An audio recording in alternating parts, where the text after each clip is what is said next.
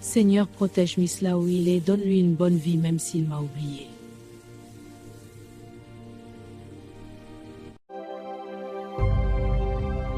Bonjour patron Samuel.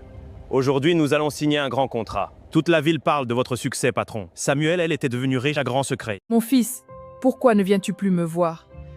J'aimerais seulement entendre ta voix une dernière fois. Depuis plusieurs années, Samuel avait abandonné sa propre mère. Samuel, tes parents doivent être fiers de toi. Mes parents sont morts depuis longtemps. Désolé mon frère. Pour cacher sa pauvreté, Samuel mentait au monde entier. Maman, c'est tout ce que vous avez? Oui, ma fille, donne-moi seulement un petit pain. Que Dieu vous aide, maman. Pendant que son fils mangeait dans les grands restaurants, sa mère souffrait de faim.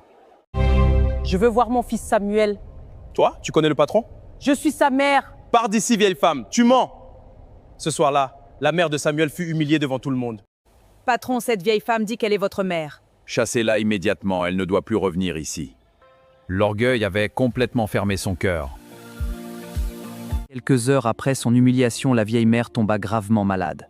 Elle est très faible, il faut appeler son fils rapidement. Je veux juste voir mon enfant une dernière fois. Votre mère est mourante, venez vite. Non, ce n'est pas possible. Pour la première fois depuis des années, Samuel sentit son cœur trembler. Pardonne-moi, je suis un mauvais fils! Mon fils, je t'ai déjà pardonné. Ne me laisse pas, maman, protège. Cette nuit-là, Samuel comprit que l'argent ne pouvait pas remplacer l'amour d'une mère. Ta mère vendait du charbon sous le soleil pour payer tes études. Elle t'aimait plus que sa propre vie. Maman, ce jour-là, Samuel réalisa qu'il avait perdu la personne qu'il aimait le plus au monde. après la mort de sa mère, Samuel changea complètement.